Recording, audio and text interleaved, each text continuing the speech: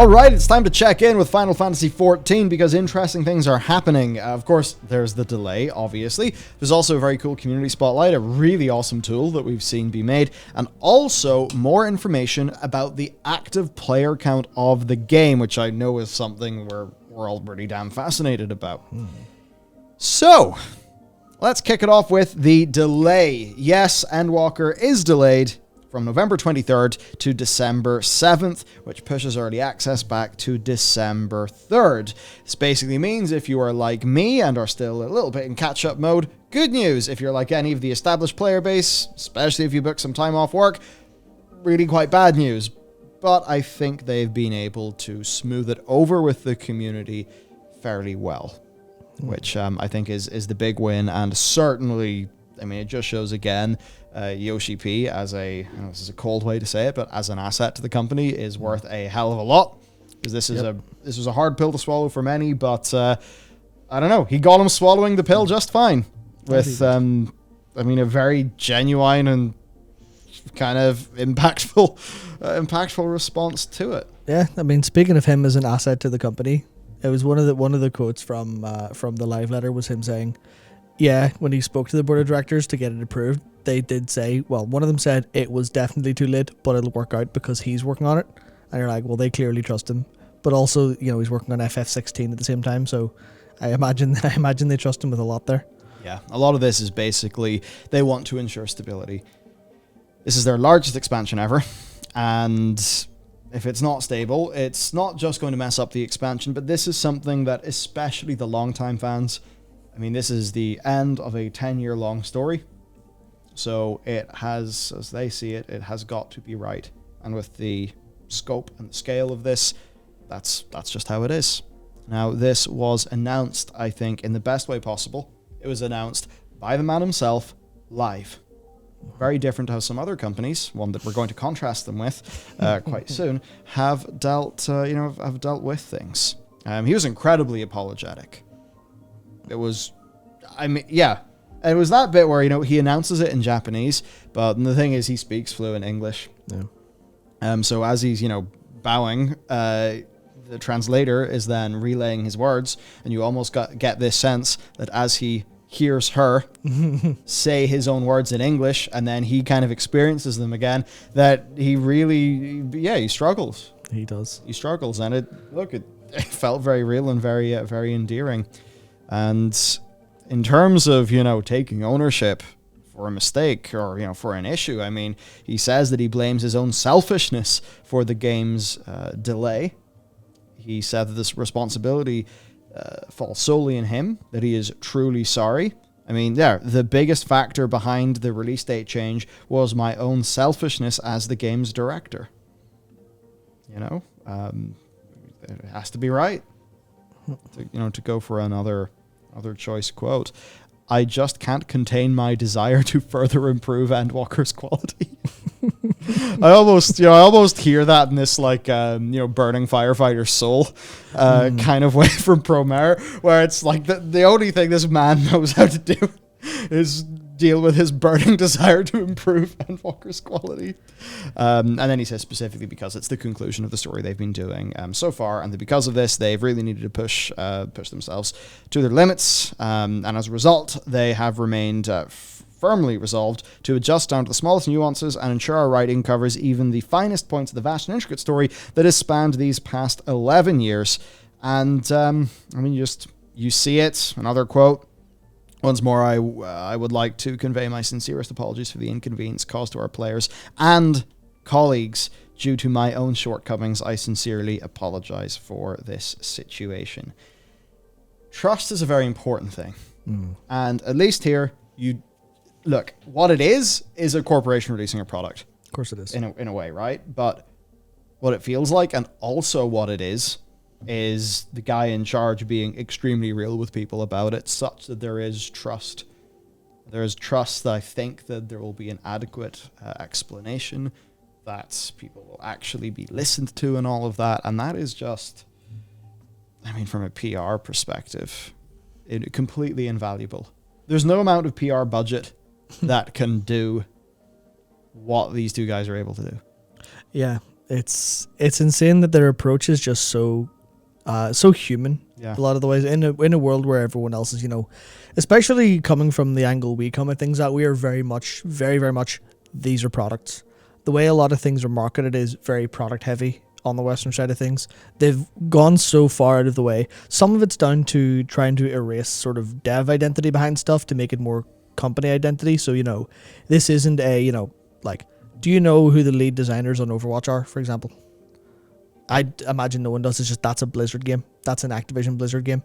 And obviously we're kind of pointing at Blizzard just because we think about them a lot, but it's that version of Final Fantasy XIV isn't, to a lot of players, it isn't just a Square Enix game.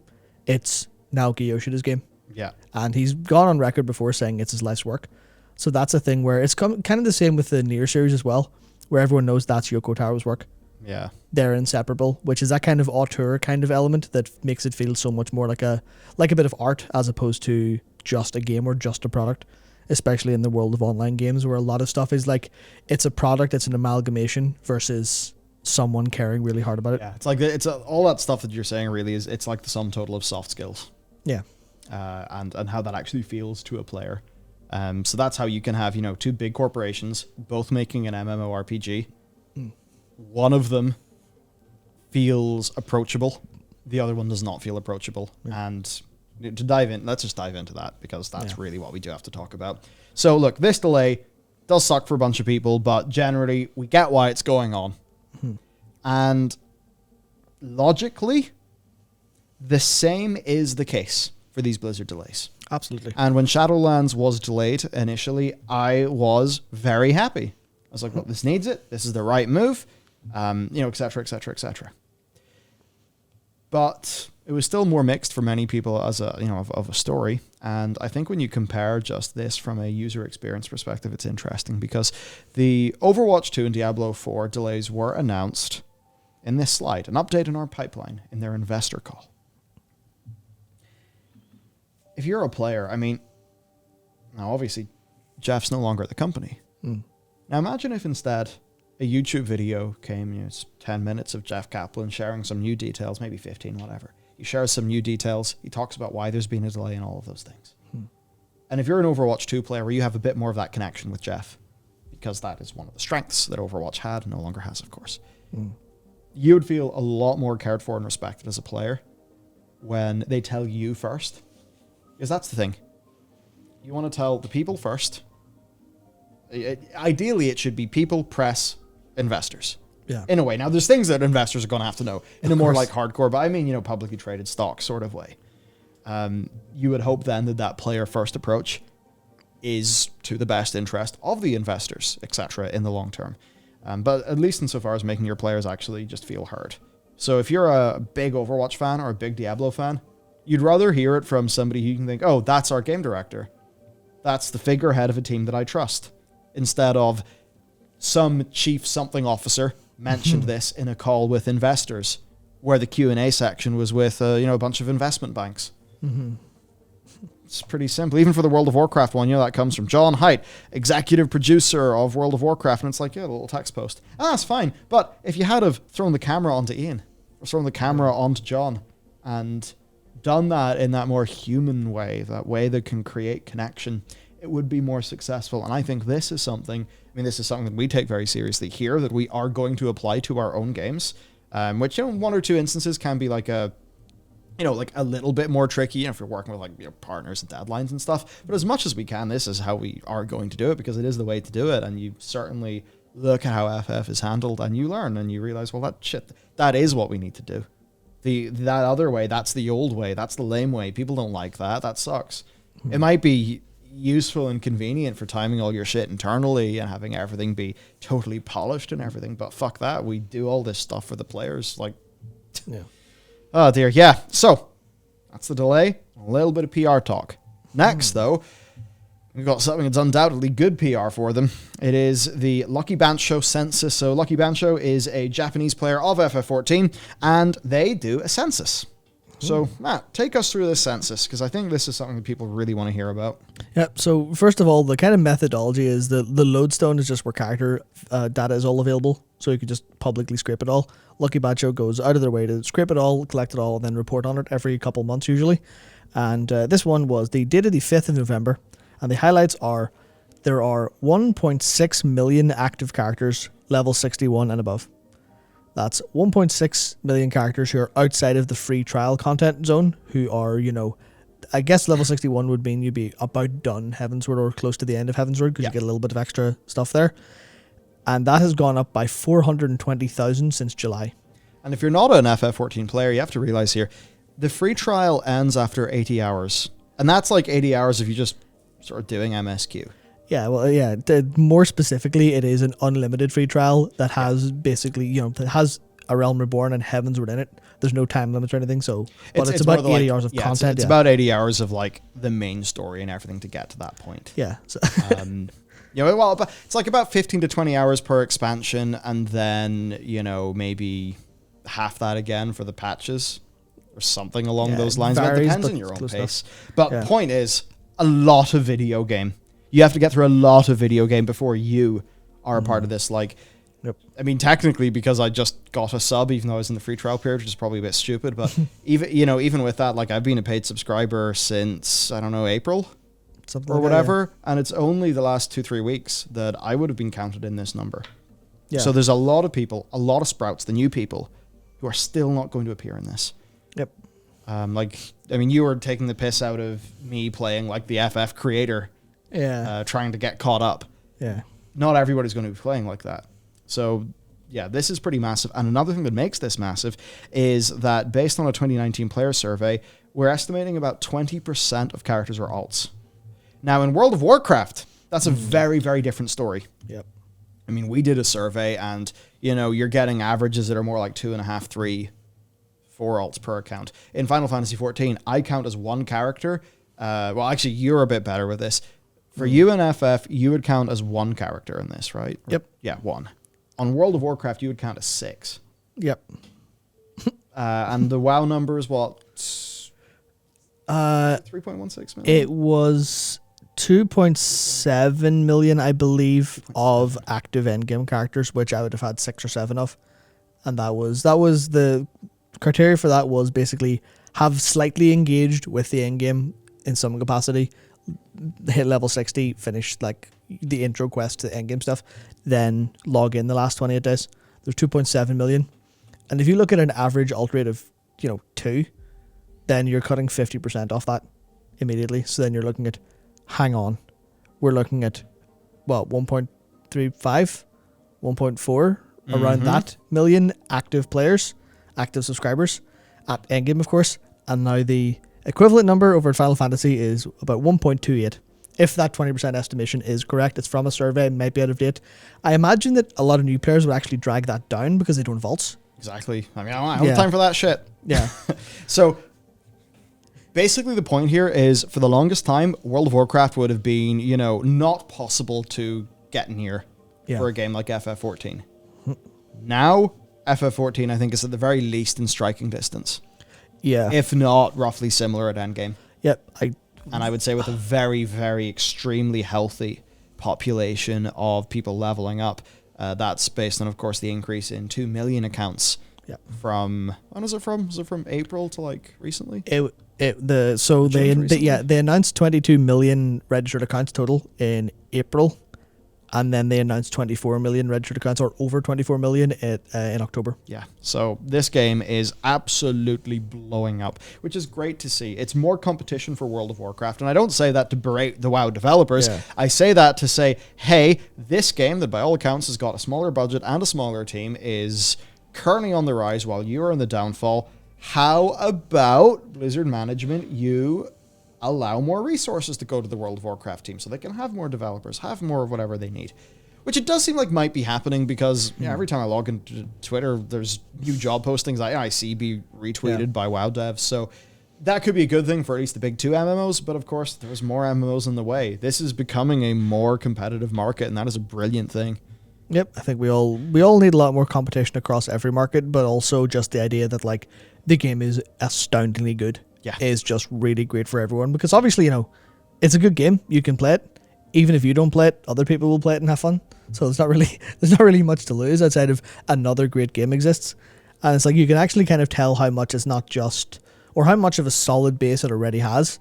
Because obviously you can go through and be like, okay, well, you know, there's the 1.6 million active. Maybe they're not all going to hang around. Same with the, like, whoever's below that. Maybe they'll never reach this point in time.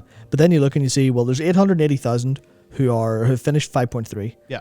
He didn't check for finishing 5.5, which is the newest patch content, but, you know, yeah, I imagine a lot of them have finished the full way because it's only a couple extra hours.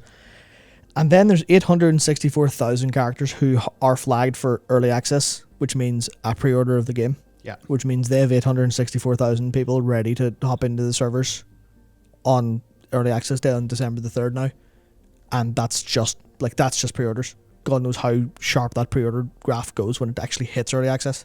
Yeah, and especially too whenever people think about the earring when they're leveling up. Yep. Especially, you know, that could convert some of those free trials. Yeah. That could convert free trials into paid subscribers in a way that wouldn't be caught with this census if those people are still in the leveling curve. So that's quite interesting. Yep. Absolutely. So there you go. Interesting stuff. And there's a final bit of community news we wanted to talk about because, you know, I remember we talked about Castle Pineapplea and Sanctum of Pineapples for World of Warcraft, which were like little mini games that were emulating WoW raids that actually were a fantastic gameplay teaching tool. There was a few fights that I just did in Sanctum of on Sanctum of Pineapples, and I didn't need to read a raid guide. I went in and was like, first time I know what's going on. So now we've got RaidSim, which is a browser-based raid simulator. But what's really cool about this is it's multiplayer. It's for a party of 8, right? And we might dive into this a bit deeper and do a video of it over on our new channel, Bellular Gaming, which isn't indexed by YouTube, so you'll just have to find a video. But yeah, this basically is a raid simulator that lets players spawn enemies and mechanics that they want to get to know. So you and your friends can just hop in and start practicing things. So cool. Yep, I think that is often, I think, the sign of a healthy game. Because obviously we've done the same in World of Warcraft for years now, where there's community tools. You know, you look at like something like Nexus mods and you see, you know, the number of mods available for a game is proportional to how easy it is to mod, but also demand for mods and how popular that game is by itself. And you just kind of think, oh, well, if people are going out of their way to make this stuff, and that's one of the things about the FF14 community in general, because obviously, you know, a lot of game communities do this as well, but there's so many resources. And it's just so many people throwing their passion, throwing their energy into something because they like the game that much. That seeing tools like this that are, you know, genuinely going to be difficult to make, they're going to cost money to make, cost time to make, and they're just like, yeah, here you go, have fun with it. Yeah. I think that's great. It's incredible. Like, if you just look at what's on the screen now, like, yeah, sure, the graphics aren't the most snazzy thing ever, but this is legit practicing raid mechanics in real time. I mean, it's insane. You know, individual configuration for individual mechanics and stuff. That's just a wonderful tool. I mean, damn, I wish we had this for World of Warcraft. Could you imagine just throw a few raiders in here if they're having issues with the mechanic, and there you go. So, basically just incredible work, and certainly something I'm going to jump into so that I can get to know the mechanics a bit better.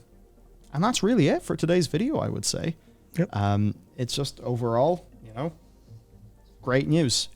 Look, if you're a WoW fan and you don't like FF14, this is great news for you because it's going to force the bigwigs, the people who control the money at Activision Blizzard, to put a bit more money into World of Warcraft. That's just how it's going to be as competition heats up again. Competition breeds innovation, and that is what we want. Yep, and there's also one thing that we've yet to see if this will actually work out overall in general, but given that Yoshi P is the producer on Final Fantasy 16, and he's paved the way for Square Enix's kind of revival with FF14, I feel like everyone there will be looking at his strategy and going, well, this shit works. How are we going to do that? Obviously, like, no one else has picked up the kind of live letter notion over in the Eastern kind of stuff. I guess there's some of that at TGS sometimes, but generally speaking, like, if FF16 comes out and his stamps on it and everyone loves it because, you know, it didn't do the Final Fantasy 15 thing of being in development for 200 years, then I think there'll be a lot of eyes on this PR, on this strategy, And if he talks about FF16 live and everyone goes, that's the guy everyone trusts because of, oh, right, he built trust with his player base over years. Yeah. Shit, maybe we should start doing that. So I think that, like, I mean, this is, extremely hopeful for me, but I definitely think there's room for the industry as a whole to kind of actually, almost just be shown this and go, here's how to do it, boys. At least that's what I hope. That's what I hope to see. Anyway. Yeah, no, I think so, absolutely. And when it comes to, obviously, we're doing very different things with our game, but there is just lessons to learn. Yeah. There's lessons to learn, and if you want to see the start of that journey, tomorrow, 3 p.m. UK time, is when we will be publishing a bunch of videos, launching the YouTube channel for our studio, getting you the reveal trailer, revealing the publisher of the game, all that stuff. So check that out tomorrow. Till then, have a wonderful day. Thank you for listening, and we will see you next time.